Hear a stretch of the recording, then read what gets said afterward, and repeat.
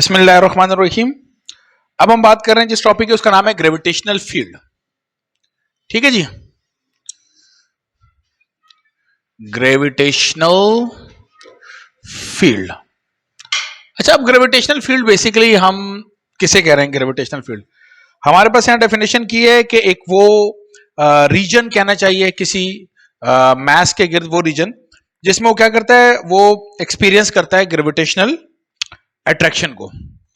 अब इसका मतलब क्या है? इस बात का मतलब यह है, ग्रेविटेशनल फील्ड का मतलब यह है कि फर्ज करें कि ये हमारे पास एक मास है, एक बॉडी है और उसका एक मास है हमारे पास। ठीक है, तो ये क्या करता है, इसके अराउंड एक पूरा एरिया है। ये पूरा एक एरिया नहीं बोलना चाहिए, खैर रीजन बोलना चाहिए या स्पेस बोलना चाहिए, जिसमें क्या होता है, जैसे ही एक और मास को मैं लेकर आता हूं तो ये दोनों मास एक दूसरे पर क्या लगा रहे होते हैं? क्या लगा रहे होते हैं? फोर्स लगा रहे होते हैं। तो किसी मास के अराउंड वो सारा रीजन, वो सारी स्पेस जिसमें वो क्या फील करता है? ग्रेविटेशनल फोर्स फील करता है। जो कल न्यूटन ने फरमाया था कि जनाब Ali F is equal to G m1 m2 upon R square, उसे हम कहते हैं ग्रेविटेशनल फील्ड। राइट, क्या कहते हैं उसको? हम ग्रेविटेशनल फील्ड कहते हैं। तो किसी मैस के अराउंड वो तमाम जगह। अच्छा, अब जो अगली चीज उसने हमारे पर लिखी है, वो लिखी है gravitational field strength. Gravitational field strength. अब मैं ये एक सवाल आमतौर पर बच्चों से इस तरीके से पूछता हूं, मैं कहता हूं जी मेरे पास पैसे हैं और मैं सिंगापुर जाना चाह रहा हूं, तो मैं जा सकता हूं? 10 रुपए है मेरे पास, नहीं जा सकता। तो इसका मतलब है कि पैसे होना, पैसे हैं मेरे पास, ये बेकार की बात है। पैसे कितने हैं ये अहम सवाल है। क्या ख्याल है? तो ग्रेविटेशनल फील्ड है, ये इतना अहम सवाल नहीं है। जितना ज्यादा अहम सवाल ये है कि ग्रेविटेशनल फील्ड कितनी है। ग्रेविटेशनल फील्ड कितनी है हमारे पास? अच्छा, अब जरा देखिएगा, इसको हम बेसिकली कहते हैं, इसको डेफिनेशन हम ऐसे कहते हैं, हम कहते हैं कि this is gravitational force per unit mass. Per unit mass. अब अगर मैंने ये जो मैंने यहां पे लिखा हुआ है, इसके हिसाब से अगर मैं देखूं तो मैं ये कहना चाह रहा हूं gravitational force per unit mass कितना है मेरे पास? ग्रेविटेशनल फील्ड, ग्रेविटेशनल जो फोर्स है पर यूनिट मास। तो आप मुझे बताओ, ये ऐसे देख के ऐसे नहीं लग रहा कि यार, आपको ऐसे लग रहा होगा कि शायद F is equal to M A वाली इक्वेशन है, जिसमें से जो m है वो जो मल्टीप्लाई था वो यहां जाकर क्या हो रहा है? डिवाइड। सो बेसिकली आप कहोगे कि ग्रेविटेशनल फील्ड स्ट्रेंथ, आप जिस चीज को कह रहे हो उसको हम एक्सेलरेशन कहते हैं, तो answer is yes. Answer is yes. और जब एक मैस किसी मैस को अपनी तरफ खींच रहा होता है, या फर्ज करो कि ये जो मैस है इसको मैं कोई प्लैनेट कह देता हूं, क्या बोलते हो? ये क्या है? कोई प्लैनेट। और एक प्लैनेट जब किसी दूसरे मैस को अपनी तरफ खींचता है तो वो उस मैस का क्या बन जाता है? बेसिकली वेट बन जाता है। क्या बन जाता है? वेट। एक प्लैनेट जिस फोर्स से किसी दूसरे मैस को अपनी तरफ खींच रहा होता है, जैसे जमीन एक मैस है बहुत बड़ा, वो मुझे अपनी तरफ क्या कर रही है? खींच रही है। तो मेरे मैस को जी से मल्टीप्लाई करो, स्मॉल जी से, तो ये मेरा क्या बन जाएगा? वेट बन जाएगा। तो बेसिकली ये जो चीज है एक्सेलरेशन, इसको हमने, या मैं ऐसे कहना चाहिए कि मुझे वेट का जो फॉर्मूला है वो W इज इक्वल टू क्या होता है हमारे पास बेटा? W इज इक्वल टू क्या होता है? mg। तो अगर मैं यहां से g की वैल्यू निकालूं तो वो क्या हो जाएगी? W upon m। तो क्या मैं ये कहना चाह रहा हूं, wait per unit mass? Wait का मतलब है वो फोर्स जिससे जमीन खींच रही है, यानी अट्रैक्शन की फोर्स। कौन सी फोर्स? तो अट्रैक्शन की फोर्स किसी मैस पे कितनी लग रही है, कितनी, तो उसको हम कहते हैं ग्रेविटेशनल फील्ड स्ट्रेंथ। तो जिसको हम पिछले किसी चैप्टर में acceleration due to gravity small g कह के हैं, आज उसका नाम क्या है हमारे पास? Gravitational field strength. समझ में आया? देखो ना, जमीन मुझे खींच रही है तो उससे मेरी जी की वैल्यू बन रही है ना, जो कि जमीन की सरफेस के ऊपर मेरी कितनी बनती है? तकरीबन हमारी किताब के हिसाब से कितनी बनती है? 10 मीटर पर सेकंड स्क्वायर बनती है।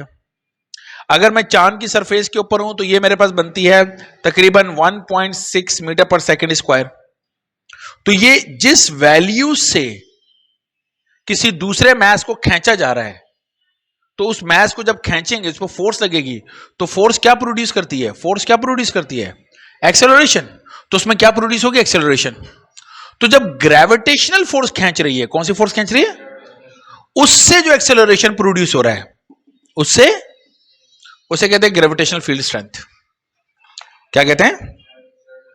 अच्छा, यहां से इसका यूनिट निकालना बहुत आसान है। मुझे बताओ, फोर्स का यूनिट या वेट का यूनिट क्या होता है? न्यूटन। और मास का यूनिट क्या होता है? केजी।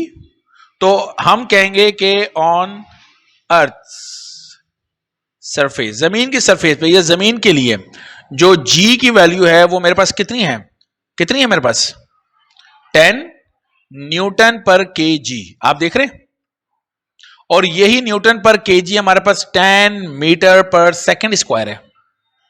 क्योंकि जब किसी किसी किसी मास के ऊपर न्यूटन का मतलब फोर्स लगेगी, तो उसमें क्या प्रोड्यूस होगी? एक्सेलरेशन। तो in term of force per unit mass बात कर लो या इन टर्म ऑफ एक्सेलरेशन बात कर लो, बात एक ही है। सही है? और ठीक है जवानों, या नहीं सही है?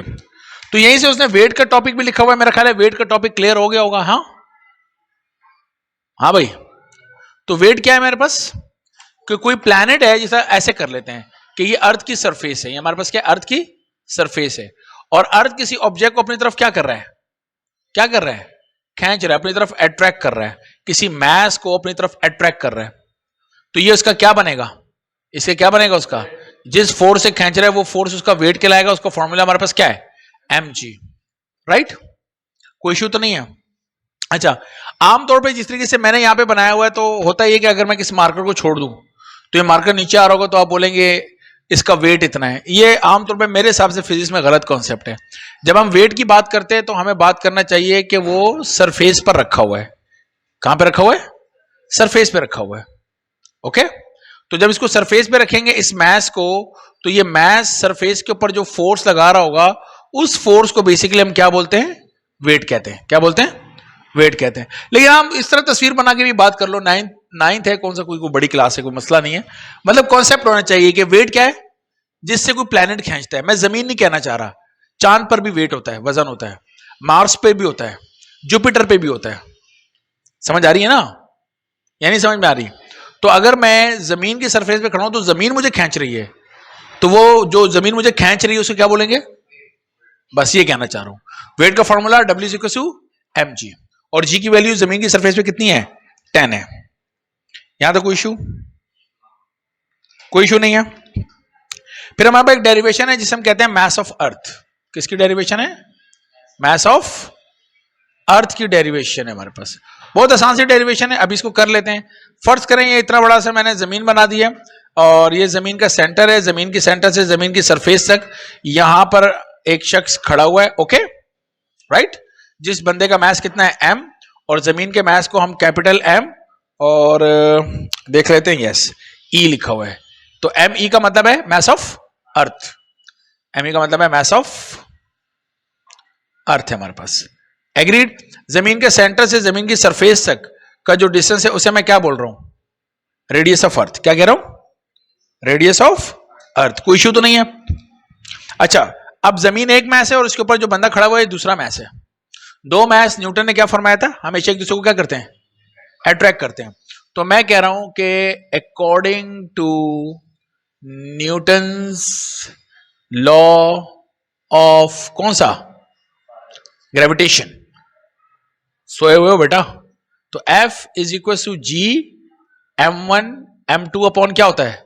r square. तो F=g तो कांस्टेंट है ना? m1 पहला मैस किसी को भी ले लो, फर्ज करो बंदे का मैस ले लेते हैं, और दूसरा मैस हम ले लेते हैं जमीन का। कितना है?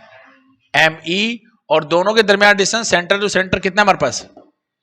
re, और उसके ऊपर हमने क्या लगा दिया? स्क्वायर। इसको नाम दे दिया क्वेश्चन नंबर 1 का। एग्रीड? आसान है? हाँ। जब कोई शख्स जमीन की सरफेस पे खड़ा हुआ है तो उस पर जो फोर्स लग रही है वो बेसिकली उसका वेट होता है, जिसका फॉर्मूला होता है mg। बंदे का मैस m, इसलिए मैंने m लिखा है। या तो कोई इशू? तो दोनों इक्वेशंस की जो लेफ्ट हैंड साइड है वो दोनों क्या है? सेम है। तो दोनों की राइट हैंड साइड भी क्या होगी? सेम होगी। तो इसकी राइट हैंड साइड मेरे पास, इसकी राइट हैंड साइड है मेरे पास g m e upon R E square, और इसकी राइट हैंड साइड है मेरे पास एम जी। कोई इशू? एक एम से एक एम कैंसिल हो गया, तो बच गया G M E upon R E square is equal to small g. कोई इशू? मुझे जमीन का मैथ निकालना है, आर ई स्क्वायर यहां पर डिवाइड है, वहां जाकर क्या हो जाएगा? मल्टीप्लाई। तो एम ई यहीं पे रहने दो, ये हो जाएगा small G multiply by R E square divided by capital G multiply, वहां जाकर क्या होगा? डिवाइड। सही है? तो ये हमारे पास डेरिवेशन हो गई किसकी? मास ऑफ अर्थ की। अब अगर हम फर्ज करते हैं कि इसमें जो जमीन पे जी की वैल्यू होती है वो कितनी होती है हमारे पास? 10 मीटर पर सेकंड स्क्वायर होती है। जमीन का जो रेडियस है वो तकरीबन 6.38 10⁶ मीटर में होता है।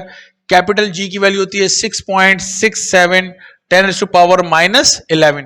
ये तमाम वैल्यूज अगर हम यहां पुट करें तो ये आंसर मास ऑफ अर्थ का निकल के आता है 5.99 10⁻24। तो 5.99 को हम क्या बोलते हैं? 6। क्या बोलते हैं? 6 इंटू 10⁻24। और मास का यूनिट क्या होता है बेटा? केजी। मास का यूनिट क्या होता है हमारे पास? केजी। तो ये वैल्यू निकल के आती है, और मैं चाहूंगा कि ये वैल्यू आपको डायरेक्टली रटी हुई हो, याद हो। कोई इश्यू तो नहीं है इसके अंदर? अच्छा, मैं यहां पर एक और फॉर्मूले की बात करना चाहूंगा, जो कि ये वाला फॉर्मूला है, ये वाला। ठीक है, इस फॉर्मूले की यहां पर मैं जरा आपसे बात करने जा रहा हूं। ये क्या है? ये है स्मॉल जी की वैल्यू, जो कि बराबर है capital G M E upon R E square. तो ये जो स्मॉल जी है इसको आप क्या बोलोगे? ये एक्सेलरेशन ड्यू टू ग्रेविटी है। कहां पर है? क्योंकि जमीन का मास है, जमीन का रेडियस है, तो ये किसके लिए बात हो रही है? जमीन के लिए, अर्थ के लिए, है ना?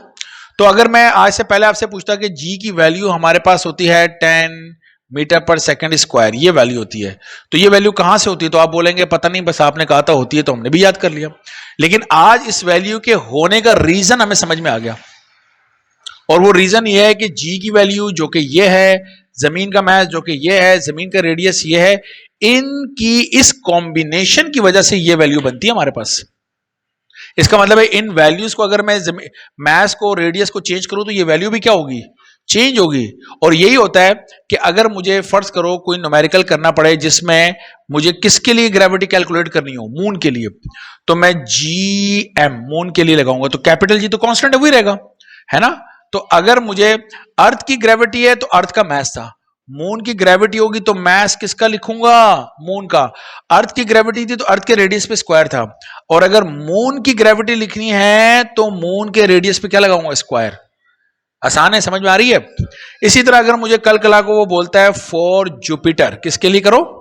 जुपिटर, तो मैं लिखूंगा जी ग्रेविटी किसके लिए है? जुपिटर के लिए। Capital G as it is रहेगा, ये तो चेंज नहीं होता। अगर अर्थ की ग्रेविटी थी तो अर्थ का मास था, जुपिटर की ग्रेविटी है तो मास किसका आएगा? जुपिटर का। अगर अर्थ की ग्रेविटी है तो अर्थ के रेडियस पे स्क्वायर, जुपिटर की ग्रेविटी है तो आर जे स्क्वायर। क्या कहते हैं? समझ में आई ये बात? तो ये मैंने इसलिए बताया कि इस चैप्टर में कुछ न्यूमेरिकल मुझे ऐसे नजर आए जिसके ऊपर मुझे बात करनी पड़ेगी शायद।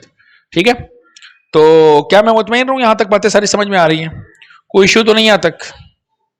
ठीक है, इसके बाद हमारे पास नेचुरल सैटेलाइट्स हैं।